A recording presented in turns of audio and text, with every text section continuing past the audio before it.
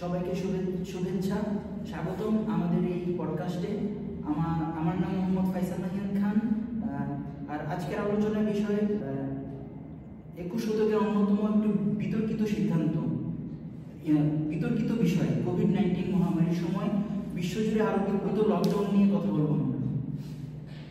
আমাদের চারপাশে তখন কি ঘটেছিল সেটা একটু মনে করা যাক। যখন কোভিড-19 চীনের উহান শহরে প্রথম ধরা পড়ে, তখন বিশ্ব স্বাস্থ্য সংস্থা একে মহামারী ঘোষণা করে, কারণ ভাইরাসটি ছিল অত্যন্ত সংক্রামক, যার কারণে নানা চ্যালেঞ্জের তৈরি হয়েছিল। এই পরিস্থিতি মোকাবেলায় দেশের বিভিন্ন স্থানে লকডাউন ঘোষণা করা হয়। আজকের নৈতিক প্রশ্ন হলো, এই লকডাউন কি ন্যায্য ছিল? এই প্রশ্নের উত্তর খুঁজতে আমরা নির্ভর করব একটি গুরুত্বপূর্ণ দার্শনিক তত্ত্ব, ইউটিলিটারিয়ানিজম বা উপযোগবাদ। ইউটিলিটারিয়ানিজম বলতে কি বোঝায়? সহজ কথায়, এটি এমন একটি নৈতিক দর্শন যা আমাদের কোনো কাজের ফলাফলকে বিবেচনা করে।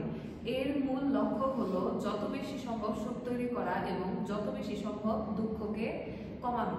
এর সূত্রপাত হয়েছিল 18 শতকে দার্শনিক জেরেমি বেন্থাম এবং জন স্টুয়ার্ট মিলের মাধ্যমে। জেরেমি বেন্থাম হেডোনিজম ক্যালকুলাস নামে একটি ধারণা দিয়েছিলেন, যা সুখ ও দুঃখ পরিমাপের মাধ্যমে সঠিক কাজ নির্ধারণ করে। জন স্টুয়ার্ট মিল এটিকে আরও এগিয়ে নিয়ে যান এবং দেখান যে সব ধরনের সুখ সমান নয়, কিছু সুখ মানের দিক থেকে অনেক বেশি মূল্যবান। সুতরাং আমরা লকডাউনকে কিভাবে বিবেচনা করতে পারি? এটিকে প্রচুর সংখ্যক মানুষকে রক্ষা করেছিল, নাকি রক্ষা করে যথেষ্ট পরিমাণ সুখ তৈরি করেছিল, নাকি অর্থনৈতিক এবং সামাজিকভাবে বেশি ক্ষতিগ্রস্ত করেছিল? এখন কোয়ান্টিটি সম্পর্কে বলবে অদ্রিতা এবং আরিফ, এবং কোয়ালিটি সম্পর্কে বলবে লাবিব এবং বুশরা। কোয়ান্টিটেটিভ ইউটিলিটারিয়ানিজমের ক্ষেত্রে কোয়ান্টিটেটিভ ইউটিলিটারিয়ানিজম একমাত্র ক্রিটিক্যাল সিচুয়েশনে প্রয়োগ করা যায় বা অ্যাপ্লিকেবল হয়, যেমন বিভিন্ন ন্যাচারাল ডিজাস্টারগুলোর ক্ষেত্রে, ফ্যামাইন বা কোভিড-19 এইসবের ক্ষেত্রে। আর হচ্ছে যে এটা বোঝায় যে the greatest good for the greatest number of people for maximising overall happiness and minimising pain or suffering. এই কোয়ান্টিটেটিভ ইউটিলিটারিয়ানিজম একমাত্র সেই সব দেশে বা জায়গায় অ্যাপ্লিকেবল হয় যেসব দেশে কনজিউমার্স এবং রিসোর্সগুলোর মাঝে ইমব্যালেন্স থাকে, অর্থাৎ ভারসাম্য থাকে না। সেসব দেশগুলোর মধ্যে একটি হচ্ছে বাংলাদেশ। যেমন বাংলাদেশে কনজিউমারদের সংখ্যা রিসোর্সের সংখ্যাগুলো থেকে অনেক বেশি। তো এই ক্ষেত্রে দেখা গিয়েছে যে যখন কোভিড-19 প্যান্ডেমিক চলছিল, সেই সময় বাংলাদেশের সরকার সর্বোচ্চ চেষ্টা করছিল যে এদেশের নাগরিকদেরকে স্বাস্থ্যসেবা নিশ্চিতের মাধ্যমে বাঁচিয়ে রাখতে। কারণ ওই ক্রিটিক্যাল সিচুয়েশনে একটি দেশের নাগরিকদেরকে ভালোভাবে বাঁচিয়ে রাখাটাই একমাত্র মূল লক্ষ্য ছিল। এই কারণে শুধু বাংলাদেশ নয়, বিশ্বের বিভিন্ন দেশে যেহেতু এই কোভিড-19 ভাইরাসটি ছড়িয়ে গিয়েছিল, এই কারণে বিভিন্ন দেশের সরকার চেষ্টা করছিল যে এই কোভিড-19 ভাইরাসটা যেন স্প্রিড না হয় পরবর্তীতে বেশি করে, এবং লক্ষ লক্ষ মৃত্যুর হার প্রতিরোধ করতে বিভিন্ন ব্যবস্থা, যেমন লকডাউনের ব্যবস্থা করা হয়েছিল। এই লকডাউনের ব্যবস্থা করার পিছনে একমাত্র লক্ষ্য ছিল যে কোভিড-19 ভাইরাসটার বিস্তার প্রতিরোধ করা এবং লক্ষ লক্ষ মৃত্যু প্রতিরোধ করা। এছাড়াও অন্যান্য বিভিন্ন স্ট্র্যাটেজিস ছিল, যেমন ইন্টারভেনশন স্ট্র্যাটেজিগুলো হলো যেমন closing public places, banning large gathering and restricting movement. এসবও কোভিড ভাইরাস বিস্তার কমাতে সাহায্য করেছিল। According to a study published in Nature 2020, lockdowns in Europe alone prevented 3.1 million deaths in the first wave. Globally, these measures are critical. And flattering the curve, buying time for healthcare systems to adapt and for vaccine development to progress. For example, New Zealand's strict lockdown system helped the country of one of the least COVID-19 mortality rates in the world. এইসব ব্যবস্থা নেওয়ার কারণে বিশ্বের বিভিন্ন দেশে COVID-19 এই ভাইরাসটি বিস্তার কমেছে এবং লক্ষ লক্ষ মৃত্যু হার প্রতিরোধ করা সম্ভব হয়েছে। For most countries, COVID-19 এর সময় তাদের resources, healthcare systems, তারপর food resources সবগুলোই কম ছিল compared to the demand যেটা ছিল of the people who are facing lockdown in the pandemic. তো এই ক্ষেত্রে quantitative utilitarianism-ই use করা হয়েছিল on the behalf of the government because they did not have enough resources to allocate to each of their consumers. So they have to make sure that by reducing the quality of the services they give, they are ensuring that most amount of people would receive the most amount of care and most benefit from the resources that were available.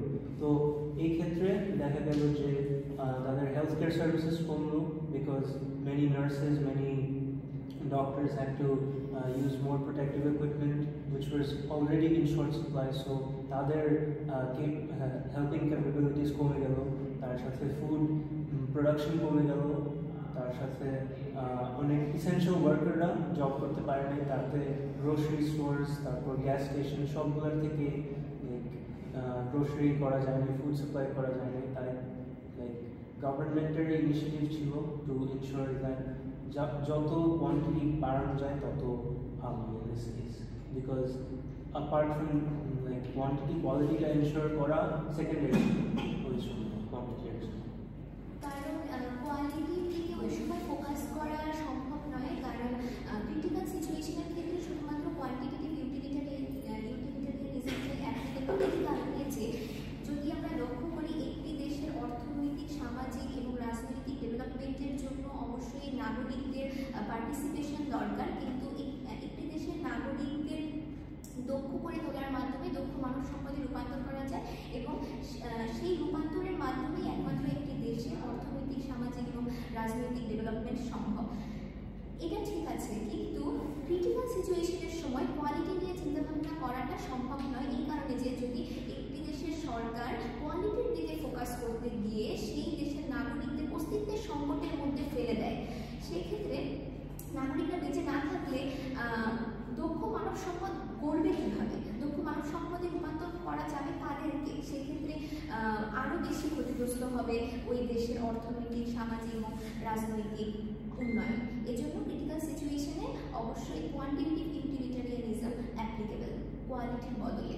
তাহলে আমি quality ইউটিলিটারিয়ানিজমের perspective থেকে বলি যে কেন ওদের ডিসিশনটা সঠিক ছিল। এখন কোয়ালিটি ইউটিলিটারিয়ানিজম থেকে যদি জানতে কোয়ালিটি ইউটিলিটারিয়ানিজম থেকে আমরা জানতে পারি যে লাইফ নিজেই একটা হায়ার অর্ডার ভ্যালু, যেটা বাকি সব ধরনের হ্যাপিনেস থেকে অবভিয়াসলি অনেক বেশি মূল্যবান। লকডাউনের সময় যে মানুষের জীবন বাঁচানো গিয়েছে সেটা এই কোয়ালিটিটিভ ইউটিলিটারিয়ানিজমের এই এসেনশিয়াল ফাউন্ডেশনটাকেও আরো শক্ত করে তোলে। মিল বলেছিল যে যদি হায়ার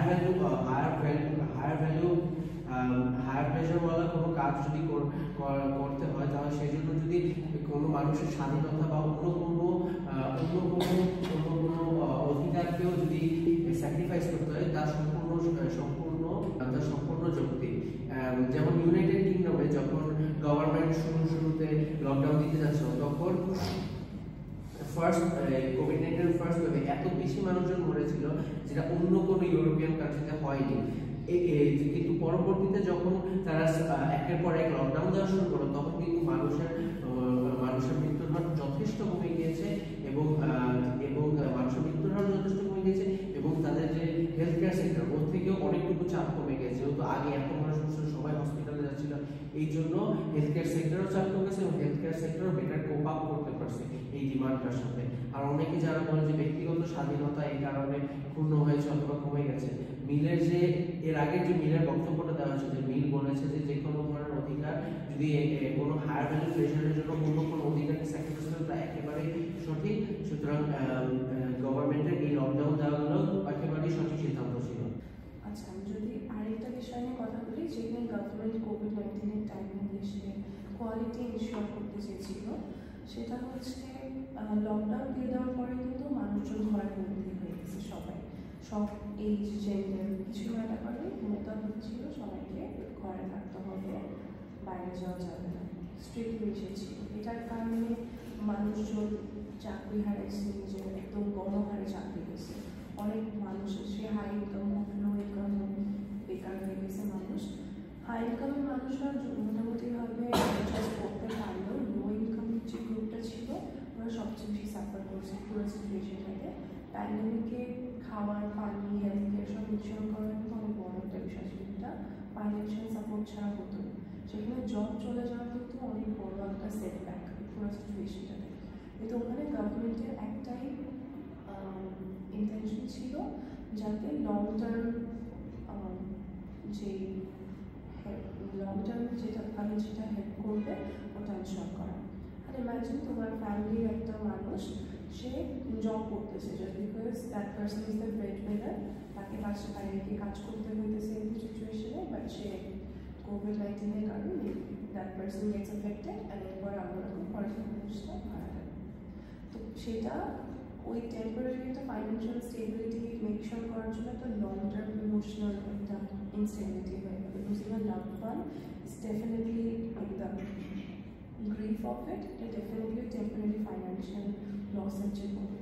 তো এখানে গভর্নমেন্ট ওটাই মেকশন করতে চেয়েছিল যে জব না থাকুক, ফাইন্যান্সিয়াল একটা ইনস্টেবিলিটি সোসাইটিতে ক্রিয়েট হোক, বাট কোয়ালিটি ইনশিওর হোক লাইফের পথে। কারণ লাইফ যে অ্যাসেপ্ট জন্য ওইটার সুখের চেয়ে বড় অন্য কিছু হতে পারে না।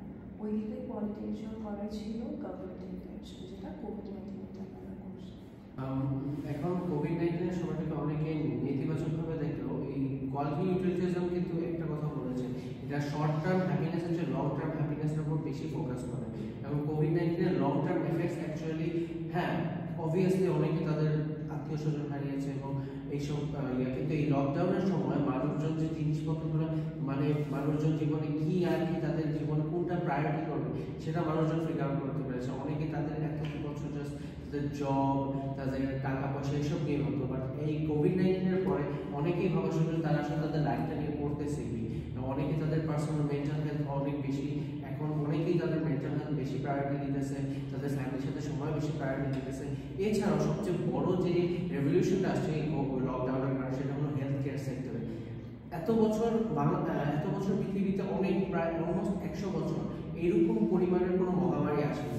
হেলথ কেয়ার সেক্টরে এই জন্য অনেকটুকু ইনভেস্টমেন্ট এসব কমে গিয়েছিল, বাট কোভিডের সময় দেখা গিয়েছে যে হেলথ কেয়ার সিস্টেমটা কীভাবে খুবই ইজিলি কোল্যাপস করেছে, কারণ এটার ইনভেস্টমেন্ট এত কম ছিল। কারণ সবাই এখন দেখছে যে হসপিটাল যেভাবে আছে সেভাবে চলছে, ধীরে ধীরে ইনভেস্টমেন্টও কমে যাচ্ছে, তার হসপিটাল চলছে, তো ধীরে ধীরে ইনভেস্টমেন্ট করতে এসেছিল। কিন্তু এখন বর্তমানে কোভিডের পর ইনভেস্টমেন্ট বেড়ে গেছে, ভ্যাকসিন নতুন ডেভেলপ করছে। কারণ কোভিডের সময় ভ্যাকসিন ডেভেলপ করা নিয়ে যে পরিমাণ একটা যুদ্ধ লেগে গেছিল, এটা এত কোভিডের ভ্যাকসিন ডেভেলপ করতে অলমোস্ট 2 বছর লেগেছিল। 2022 সালের শেষের দিকে কোভিডের ভ্যাকসিন ডেভেলপ হয়েছিল। এটার কারণ ভ্যাকসিনের টেকনোলজি, ভ্যাকসিন যে ডিপ্লয় করবে এটার যে কিভাবে ডিপ্লয় করবে এই নিয়ে কারো মাথা হচ্ছে। কোভিডের কারণে এই যে নতুন করে এখন র্যাপিড ডেভেলপমেন্ট হচ্ছে ভ্যাকসিনের, ভেন্টিলেটরস, পিপিই এইসব যে ইনশিওর করা হচ্ছে যাতে হসপিটালে যথেষ্ট পরিমাণে থাকে।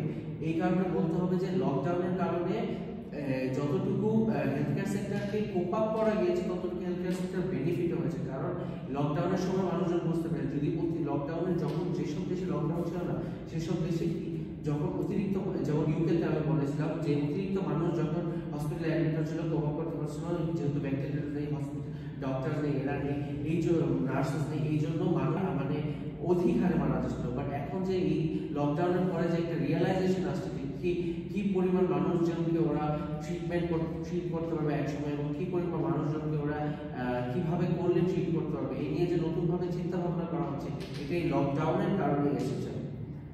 ধন্যবাদ। আজকের পডকাস্টে আমাদের সাথে থাকার জন্য সবাইকে ধন্যবাদ। আশা করি আমাদের এই আলোচনা আপনাদের চিন্তার জগতে আলোড়ন তৈরি করতে পেরেছি। ধন্যবাদ সবাইকে। আমি মোহাম্মদ ফয়সাল নাহিয়ান খান এবং আমার সঙ্গে আছেন আমার সহ-হোস্ট অতসী শাহ। হ্যালো সবাইকে, আজকে আমরা এমন একটি বিষয় নিয়ে আলোচনা করতে চাচ্ছি যেটা শুধুমাত্র একটি বিতর্ক নয়, আমাদের দৈনন্দিন জীবনের সাথেও গভীরভাবে সম্পর্কিত, এবং সেটি হচ্ছে বাংলাদেশের পাইরেসি। বাংলাদেশের পাইরেসি আমাদের সিনেমা, নাটক, গান এবং পাঠ্যপুস্তকের সাথে গভীরভাবে সম্পর্কিত, এবং কথা হচ্ছে এটি কি আসলে নৈতিক? এই প্রশ্নের উত্তর আমরা খুঁজতে পাইরেসিকে ইউটিলিটারিয়ান দৃষ্টিকোণ থেকে দেখব। আমরা মূলত ইউটিলিটারিয়ান দুটি প্রধান শাখা, অ্যাক্ট ইউটিলিটারিজম এবং রোল ইউটিলিটারিয়ানিজম পর্যবেক্ষণ করব। এই দৃষ্টিকোণগুলো আমাদের পাইরেসি স্বল্পমেয়াদী এবং দীর্ঘমেয়াদী প্রভাব বিশ্লেষণে সাহায্য করবে। বিশ্লেষণে যাওয়ার আগে ইউটিলিটারিয়ানিজম বলতে আমরা কি বুঝি তা পরিষ্কার করা যাক। এটি এমন একটি নৈতিক কাঠামো যা কর্মের ফলাফল বিশ্লেষণ করে এবং সর্বোচ্চ সংখ্যক মানুষের সুখ বা কল্যাণ বৃদ্ধিকে চূড়ান্ত লক্ষ্য হিসেবে বিবেচনা করে। ইউটিলিটারিয়ানিজমের দুটি শাখা রয়েছে, একটি হচ্ছে অ্যাক্ট ইউটিলিটারিয়ানিজম আর একটি হচ্ছে রুল ইউটিলিটারিয়ানিজম। অ্যাক্ট ইউটিলিটারিয়ানিজমের ক্ষেত্রে এটি একটি নির্দিষ্ট কাজের তাৎক্ষণিক পরিণতি বিশ্লেষণ করে, যেমন প্রশ্ন করে এই নির্দিষ্ট কাজ কি আমাদেরকে সর্বোচ্চ সুখ দিতে পারে। এরপরে আসি রুল ইউটিলিটারিয়ানিজমে। রুল ইউটিলিটারিয়ানিজমে এটি একটি বৃহত্তর পরিপ্রেক্ষিত একটি নিয়ম অনুসারে দীর্ঘমেয়াদী প্রভাবকে বিশ্লেষণ করে থাকে। যেমন এই নিয়মটি যদি সামাজিক মানদণ্ড হিসেবে বিবেচনা করা যায়, তবে এটি কি সর্বোচ্চ সুখ তৈরি করবে?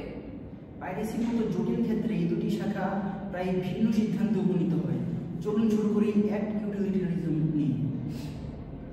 অ্যাক্ট ইউটিলিটারিয়ানিজম পাইরেসিকে ব্যক্তিগতভাবে কাজের তাৎক্ষণিক পরিণতির ভিত্তিতে বিচার করে থাকে।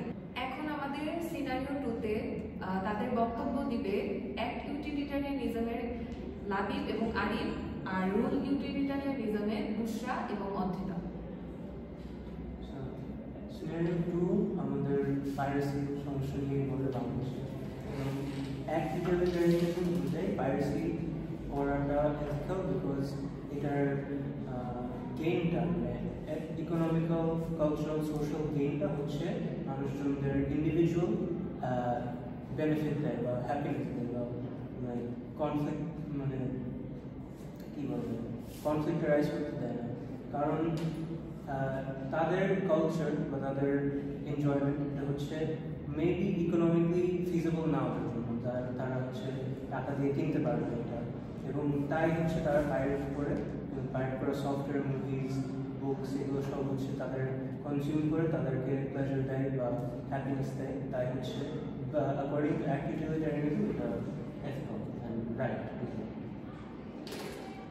বড় কথা অ্যাক্ট ইউটিলিটারিজম পাইরেসি নিয়ে অ্যাক্ট ইউটিলিটারিজমের পজিটিভ ইয়া জাস্ট সীমিত সময়ের জন্য এর ভবিষ্যতে এর অনেক ধরনের ইফেক্ট পড়ে। যেমন মনে করো কেউ যদি একটা অটোক্যাড সফটওয়্যার নিতে চায় বর্তমানে, সেটার দাম প্রায় $2000 বাৎসরিক সাবস্ক্রিপশন, কিন্তু একজন বাংলাদেশি যার মাথা পিছু আয় $2300 মতো, আর স্টুডেন্টের ক্ষেত্রে তো তাও না, সেক্ষেত্রে সে তো অটোক্যাড সফটওয়্যারটি অ্যাকোয়ার করতে পারবে না। কিন্তু সে যদি অটোক্যাড সফটওয়্যারটি পাইরেট করে, হতে পারে সেই সফটওয়্যারটি ইউজ করে নতুন কিছু শিখবে, যেমন একটা নতুন ব্রিজ বানানো অথবা নতুন একটা কনস্ট্রাকশন প্রজেক্ট, নতুন একটা ডিজাইনিং প্রজেক্ট। এটা অ্যাকচুয়ালি ভবিষ্যতে মানুষের জন্য মানুষের জন্য সুফল বয়ে আনবে। মনে করো একটা বন্যা কবলিত এলাকায় একটা নতুন ধরনের নতুন ড্যাম ডিজাইন করার জন্য ইউজুয়ালি অটোক্যাড সফটওয়্যার ডিজাইনের জন্য ইউজ করা হয়, নতুন একটা ড্যাম ডিজাইন করতে হবে। বাট ও যদি এইটা বলে যে না, আমার $2000 দিয়ে একটা অটোক্যাড সফটওয়্যার কিনতে হবে, এই জন্য আমি ড্যামটা ডিজাইন করবো না, এটার কারণে ভবিষ্যতেও ওইখানকার মানুষ কোনো ধরনের সুফল পাবে। বাট ও যদি এটা পাইরেট করে এবং ও এই কাজটাও করতে পারবে, কাজটা শিখতেও পারবে, এবং ভবিষ্যতের মানুষের জন্য এটা ওই এলাকার মানুষের জন্য এটা সুফল করে রাখবে। এছাড়াও যদি কোনো একটা বইয়ের মধ্যে এমন একটা তথ্য থাকে যেটা একজন ডাক্তারের কথা থেকে চিন্তা করা যায়, একজন ডাক্তারদের বই যথেষ্ট পরিমাণে দামি হয়। একটা অ্যাকচুয়াল অ্যানাটমির বই সাধারণত $200 থেকে $300 ভিতরে, যেখানে একজন ডাক্তার মাসিক আয় $200 থেকে $300 বেয়ারলি ক্রস করে, সেখানে একজন ডাক্তারি পড়া স্টুডেন্টের জন্য তো সেটা আরো কষ্টকর। কিন্তু সেই এই বইটার পাইরেসি করে সে ওই ব্যাপারে ধারণাও নিতে পারবে এবং ভবিষ্যতে ওই ধারণা সে কাজেও লাগাতে পারবে। সুতরাং শুরুতে পাইরেসি একটা খারাপ শব্দ মনে হতেও পারে, কিন্তু এটার কারণে একটা অনেক ধরনের নতুন পজিটিভ আউটকাম বের হতে পারে। এই একজন পাইরেসির মাধ্যমে একজন স্টুডেন্ট, একজন সাধারণ জনগণও যথেষ্ট সুফল পেতে পারে। এই জন্য পাইরেসি আমার মতে বাংলাদেশের জন্য যতটুকু অসুবিধা তৈরি করতো তার চেয়ে বেশি সুবিধা তৈরি করতে পারে। মিনিমাল হার্মের জন্য এটা ইউজ করা হয়। ধরেন একটা এনজিও যেটা ডিপ্রাইভড ভিলেজে কাজ করবে বা পোস্টার বানাবে বা অ্যাওয়ারনেস স্প্রেড করবে, এই পোস্টারগুলো হয়তো অ্যাডোব ইলাস্ট্রেটর দিয়ে বানানো হয়। এখন এই যারা অর্গানাইজ করবে তারা যদি অ্যাডোব ইলাস্ট্রেটরটা না অ্যাফোর্ড করতে পারে, তারা পাইরেট করবে, তাতে হচ্ছে ওরা তাদের মেসেজটা স্প্রেড করতে পারবে। কিন্তু তারা যদি অ্যাফোর্ড না করতে পারে, না অ্যাওয়ারনেস স্প্রেড করে বা না পোস্টারটা বানায়, তাহলে হচ্ছে এটার হার্মটা বেশি হবে compared to the benefit that they would have given the people of the village that piracy would have. এখন যদি আমরা ইউটিলিটারিজমের কথা বলি, ওটা অ্যাক্টে একটু উল্টাভাবে কাজ করে। এখানে যেমন অ্যাক্টে আমরা ওই অ্যাক্টটাকে জাস্টিফাই করতেছি না যে কেন বাংলাদেশের পার্সপেক্টিভে পাইরেসিটা অতটা অসুবিধা হচ্ছে, সুবিধা বেশি আনতেছে। যদি আমরা রুরাল ইউটিলিটারিজমে ভাবি, এটা একটু ব্রডার লেন্সে পুরো জিনিসটাকে কন্ট্রোল করে। যেমন এখন একটা ফিল্ম মেকার ফিল্ম বানাচ্ছে, সে যদি দেখে তার ফিল্মটা যত সেল করার পর তার যত ইনকাম করানো হচ্ছিল সেখান থেকে সেটা হয়নি, বা বেশিরভাগ মানুষ যদি পাইরেসির কারণে জিনিসটা ফ্রি দেখে ফেলছে। তো এটা ওই ফিল্ম মেকারের কাছে প্রডিউসার্স, ফিল্ম মেকার যারা রিলেটেড, যারা ইনকাম তো পাইতো ওই সেল থেকে ওরা একটা পাচ্ছে না, তো ওদের জন্য আনফেয়ার। আর রুল ইউটিলিটারিজমের যেটা কাহিনী, ওটা মেক শিওর করা হচ্ছে যাতে ফেয়ারনেসটা প্রোভাইড হয় সবার জন্য, যেটা এখানে পাইরেসির কারণে অবশ্যই হবে। আর যদি ফিল্ম মেকারসরাও দেখে যে ওদের ফিল্ম ঠিক মতো চলতেছে না, যেটা ফেয়ারভাবে হয়তো সেল নিতে পারতো, মানুষ দেখে ওরা ইনকাম করতে পারতো, ওটা হচ্ছে না, তো ওরাও ইনসেন্টিভটা হারিয়ে ফেলবে ফার্দার কিছু বানানোর জন্য। এরকম সবাই ডিসকারেজ করে যেতে থাকে এরকম জিনিস দেখে যে আমার তো লাভ হচ্ছে না, ইকোনমিক্যালি আমার লাভটা কোথায় থাকে।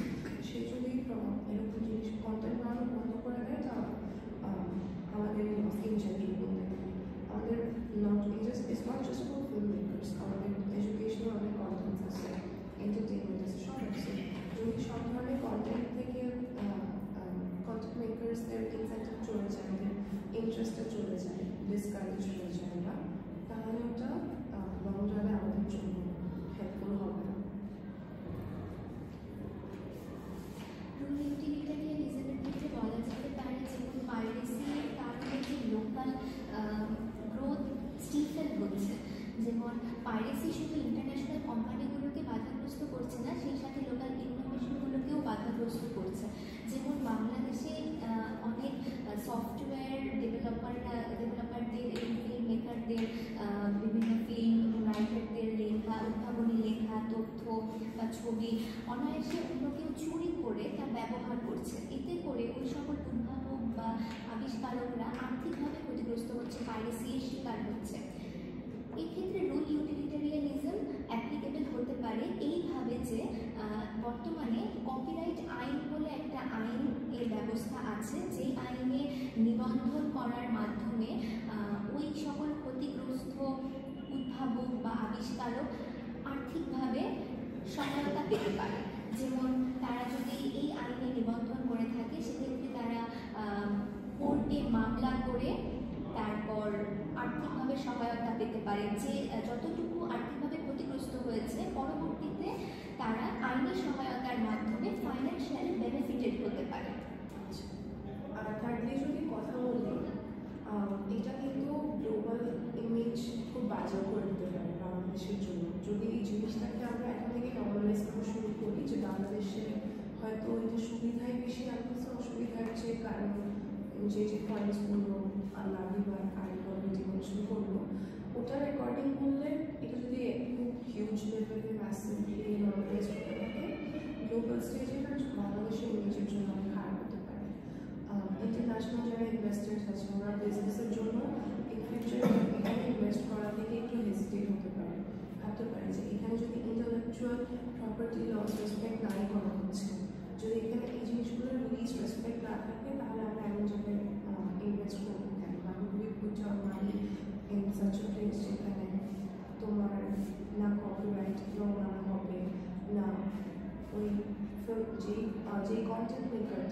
ও যে বেসিক রাইটটা ওই কন্টেন্ট থেকে জিনিসটাও পাবে, সেটাও যদি মেকশোর না হয় কি সে বেসিসে ওনাকে ইনভেস্ট করবে। তো এটা শুধু ইন্ডিভিজুয়ালি বা কালেকটিভলি বাংলাদেশের মানুষের জন্যই বলবো না হার্মফুল, বাট এই যে ইন্টারন্যাশনাল ইনভেস্টার্স ওরা ইনভেস্ট করবে না, ইকোনমিক্যালি তো বাংলাদেশের জন্য খারাপ। মোরওভার গ্লোবাল ইমেজটা খারাপ হবে। গ্লোবাল ইমেজ খারাপ হলে নট অনলি ইনভেস্টার্স, ক্রিটিক্সরাও কিন্তু এটার কথা বলবে। অ্যাজ আ কান্ট্রি বাংলাদেশ অবশ্যই ওয়ার্ল্ড ওয়াইড হিউম্যানিট হবে, এরকম জিনিস জন্য আমরা সংক্ষেপে বললে বাংলাদেশের পাইরেসি শুধু একটি আইনি সমস্যা নয়, এটি একটি গভীর নৈতিক বিষয় যা সামাজিক অর্থনৈতিক বাস্তবতার দ্বারা প্রভাবিত। অ্যাক্ট ইউটিলিটেরিয়ানিজম পাইরেসির তাৎক্ষণিক সুবিধাগুলো তুলে ধরে, অন্যদিকে রুল ইউটিলিটেরিয়ানিজম এর দীর্ঘমেয়াদী ক্ষতির কথা স্মরণ করিয়ে দেয়। আপনাদের সময় দেওয়ার জন্য অনেক ধন্যবাদ। আশা করি আলোচনাটি আপনাদের সবার জন্য উপকারী হবে। ধন্যবাদ সবাইকে।